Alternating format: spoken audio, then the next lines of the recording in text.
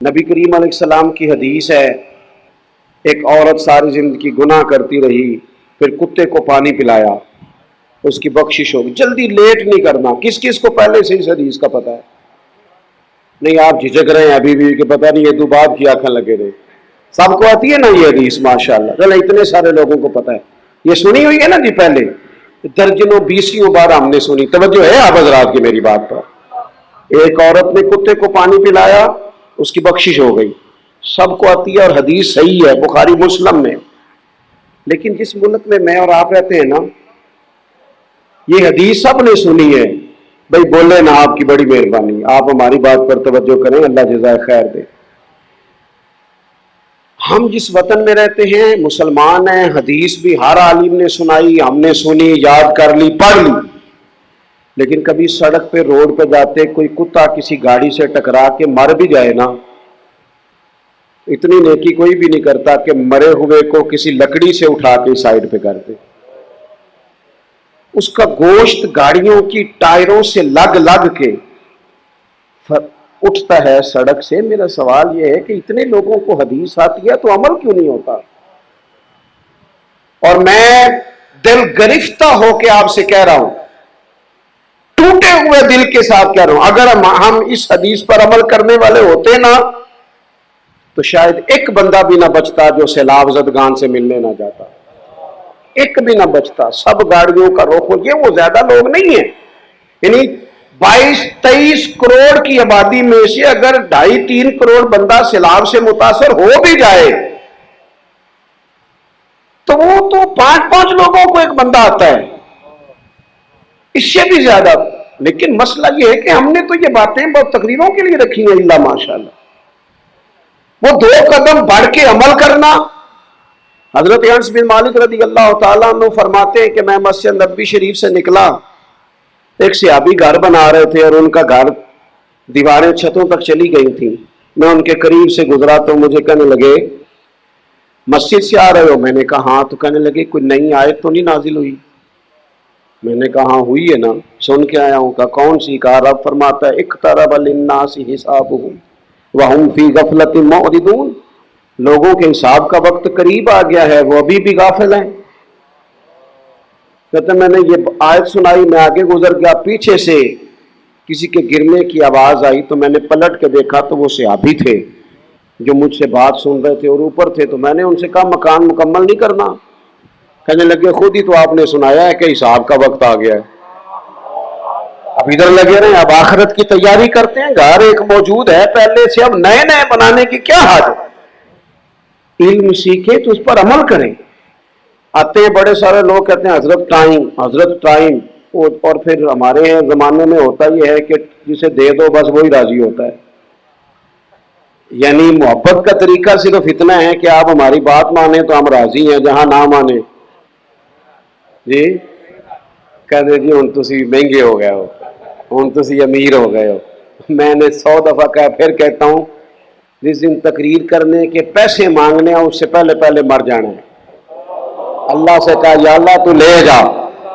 جس دن یہ کرنا ہے نا کہ پہلے، اور میں یہ چینل چلتے ہیں، یہ فیس بک چلتی ہے، میں نے اپنے سنگیوں سے کہا ہم پر حرام ہے، ہم سوشل میڈیا کی کمائی کا بھی 1 روپیہ لیں، یہ ہماری تو کوئی طاقت ہی نہیں ہے، ہم پر حرام ہے۔ میں مسجد میں باوضو کہہ رہا ہوں، ابھی نماز پڑھ کے آیا ہوں، ہم یہ کام ہی نہیں کرتے۔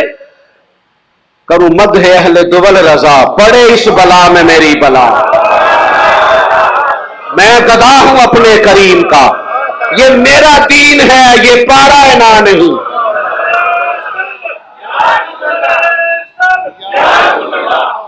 میں آپ کو ذمہ دار، میں نا اپنے مدرسے کے نکلا باہر تو ایک صاحب بڑی چابیاں ہلاتے ہلاتے بڑی گاڑی سے اترے، تو مجھے کہنے لگو پیر صاحب وہ نہ کھانا پکایا تھا، ہمارا ایک حال سے تعلق ہے، تو وہ 2 دیگیں بچ گئی ہیں تو مزدوروں کو بھی دی ہیں، تو اب وہ آپ منگا لیں، بچے کھا لیں گے، کہیں لگ نہیں رہی۔ میں کیوں جڑی کدھر نہیں لگ دی ہو مدرسے دینا ہے، آج کے بعد میں مدرسے کے ارد گرد نظر نہ آنا، تو روٹی تکی نہیں جڑی اسی کئی باری کھا لئیے۔ ہاں سانو تخت ہزارے دی لوڑ کیے، نالے کی لگے شہر بھول دے نال اسی اپنی بال کے سیکنے۔ سانو کی لگے کسی اور دے نال یہ مذاق ہے، یہ کوئی اور کرے گا، ہم نہیں کرتے. ہم نے تو لنگر کھایا ہے ڈائریکٹ بریلی شریف جا کے. تو یہ کیا بات ہوئی کہ چھوٹے موٹے، اور پھر یہ کمزور لوگوں کی بات ہے. میں آپ کو ذمہ داری سے کہتا ہوں، دیکھیں حضرت عمر کو نبی پاک نے کچھ دیا تو عرض کی یا رسول اللہ کسی اور کو دے دے. فرمایا عمر جو بن مانگے ملے وہ تو اللہ کی طرف سے ہے. نذرانے کا معنی اور ہے، اور ریٹ طے کرنے کا معنی اور ہے، بکنے بکانے کا مطلب اور ہے. اپنی زندگی میں کچھ اصول طے کرے. یہ کیا بات ہوئی کہ صبح سے شام تک بندہ دین بتائے، اور اس کی ہو کہ شام کو پرچیاں گن رہا ہو کہ مینو اج کنے ہوئے نے.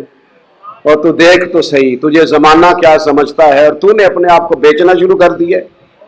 قطن نہیں، 1% بھی نہیں. تو اپنی زندگی عمل والی ہو، کردار والی ہو.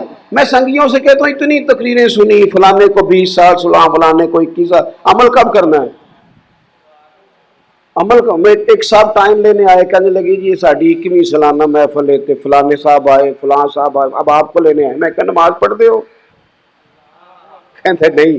تو میں کہ 21 مولوی بدنام کرنے جے، تو یہ رل کے بھی تینوں نمازی نہیں بنا سکے. تو نے محفل کا کیا نام رکھا ہوا ہے؟ یہ محفل یہ جلسے، اس کا معنی کیا ہے اگر عمل نہیں کرنا تو؟ مطلب کیا ہے ساری زندگی محفل؟ اور اب تو آسان ہو گیا ہے. میری بھی تصویریں لٹکی ہوتی ہیں، کبھی کسی کھمبے پہ کبھی کسی کھمبے پہ. کیا ضرورت ہے ان تکلفات کی؟ کیا فلانا لائیو ہے تو فلانا ادھر ہے تو فلانا ادھر ہے. دعا کرو کہ جملہ اس کی بارگاہ میں قبول ہو. وہ اگر کوئی قبول کر لے پھر تو بڑی بات ہے. ہاں تے پئی نخرے ناز ہزار کرے تو جنوں پریتم اپنا آنکھ ہی نہ ہو اجے سواگن ہوئی نہیں. اس لیے عمل والی زندگی اختیار کریں. اور آخری بات یہ، اخلاص نہ ہو تو بندہ اچھے فن کا مظاہرہ تو کر سکتا ہے لیکن زندگی میں سکون نہیں پا سکتا. مخلص نا، ریاکاری کا سادہ ترجمہ اداکاری ہے. ریاکاری کا سادہ ترجمہ تو اداکاری کرتے بندہ تھک جاتا ہے، کتنی کو کرے گا. یہ جو مخلص زندگی ہوتی ہے اس کا مطلب ہوتا ہے کہ ہماری روٹین کیا ہے، ہم روٹین میں کیا کرتے ہیں. مخلص جب انسان ہو جاتا ہے نا، مخلص، یہ داتا گانج بخش علی اجمیری کشف المعجوب میں فرماتے ہیں صوفی تو ہوتا ہی وہ ہے جسے قربانی دینی آ جائے، اسے اثار کرنا آ جائے تو درویش ہوتا ہے. مخلص ہو جائیں آپ جس کے ساتھ. اور میں آپ کو کہتا ہوں ذمہ داری سے اپنے ماں باپ سے بھی مخلص رہو. ابا سے کبھی جھوٹ نہ بولو، نہ نہ نہ. ماں باپ کے مقابلے میں کبھی کسی کو اہمیت نہ دو. اپنے گھر والوں سے بھی مخلص ہو جاؤ، بہن بھائیوں سے مخلص ہو جاؤ، اپنے کام سے مخلص ہو جاؤ، اپنی زندگی میں سچ بولو. تھوڑے وعدے کر لو پر اتنے کرو جتنے نبھائے جا سکے. دائرہ تھوڑا بنا لو لیکن دیکھنا تمہاری بے وفائیاں، جھوٹ، بددیانتیاں معروف نہ ہو جائیں دنیا میں. اخلاص حسن ہے، اخلاص اصل ہے. دیکھو نا، میرے رسول پاک صلی اللہ تعالی علیہ وسلم نے فرمایا تو اخلاص کے ساتھ عمل کر، تیرا تھوڑا عمل بھی زیادہ ہو جائے گا، تجھے کفایت کر جائے گا. کفایت اپنی زندگی. ہمارے صوفیاء کا اصل معاملہ یہ تھا کہ مخلص تھے. داتا صاحب کی کوٹھی کہاں تھی جی لاہور میں؟ کسی کو پتہ ہے؟ فارم ہاؤس کہاں تھا؟ گھوڑے کہاں بنتے تھے ان کے؟ پتہ ہے کسی کو؟ اگر وہ کوٹھیاں بناتے تو پھر گلی گلی داتا داتا نہ ہوتی. اگر وہ فارم ہاؤس بناتے تو پھر داتا گنج بخش کے نام کے بڑے بڑے انسٹیٹیوٹ نہ بنتے. انہوں نے ڈیوٹی کی ہے، انہوں نے کام کیا ہے، انہوں نے اپنا نہیں کچھ بنایا. وہ نہ کسی کو راضی کرتے رہے، کسی کا نام جپتے رہے، کسی کو تسلی دیتے رہے. اور آخری دم یہ سارے صوفی کہتے رہے میں اپنی حیاتی تو قربان تھی ماں. اور دیکھو میری محمد پکیندے گزر گئی. دیکھو نا محمد پکیندے گزر گئی، محمد پکیندے گزر گئی صلی اللہ علیہ. اخلاص کے ساتھ رہیں. جس سے بھی دوستی لگائے نا مخلص ہو جائے، للہیت. اگر دنیا کے لیے تعلق بناؤ گے نا، یہ ہمارے ہاں رشتہ داریاں ہوتی ہیں پیسے دیکھ کے، ساری زندگی میاں بیوی کی لڑتے گزر جاتی. کیوں؟ کہ خاوند کا ذہن ہوتا ہے لائے کچھ ہے، جس مقصد کے لیے شادی کی تھی پورا ہی نہیں ہو رہا. اور کئی دفعہ لڑکی والے بھی شادی کرتے ہیں کہ لڑکا بڑا مال کماتا ہے، پھر وہ روز مطالبہ ہوتا ہے لا پیسے کدھر ہیں. یہ تکلفات ہیں. اگر آپ کوئی بھی رشتہ اخلاص سے ہٹ کر بناتے ہیں وہ آپ کو کمزور کر دیتا ہے. آپ تعلقات اللہ رسول کی رضا کے لیے بنائیں. اور میرے نبی پاک علیہ السلام نے فرمایا، سنو میری بات ختم ہو گئی، حضور نے فرمایا قیامت کے دن رب اعلان فرمائے گا، اور وہ کہاں ہیں جو میری رضا کے لیے آپس میں پیار کرتے تھے؟ وہ کدھر ہیں؟ کدھر ہیں؟ انہیں بلاؤ نا. میری رضا کے لیے پیار کرتے تھے، مالک کیا ملنے لگا ہے؟ تو رب کریم فرمائے گا آج میرے عرش کے سائے کے علاوہ سایہ کوئی نہیں، اور میری خاطر پیار کرنے والوں آج میں تمہیں اپنے عرش کا سایہ عطا کروں گا. اپنی زندگی مخلص گزاریں، مخلص فی اللہ ہو جائیں، پھر سفر تھکاتا نہیں بندے کو، پھر کام آزمائش میں نہیں ڈالتا. جب میں نے بہت سارے لوگوں کو دیکھا ہے کہ وہ اکتائے رہتے ہیں، مخلص لوگوں کی بات نہیں کرتا، بعض دینی کام کرنے والے بھی اکتائے رہتے ہیں. کیوں بلا؟ وہ کام کرتے ہیں دنیا داری کے لیے، اکتا جاتے ہیں، تنگ آ جاتے ہیں. جو لوگ رب رسول کے لیے کرتے ہیں نا ان کا معاملہ روحانی ہوتا ہے، اور روح کو تھکاوٹ نہیں ہوتی، روحیں تھکا نہیں کرتی، وہ سفر جاری رہتے ہیں. علم، عمل، اخلاص، ان تینوں سواریوں پر سوار ہو کے وقت گزاریں گے تو منزل آسان ہو جائے گی.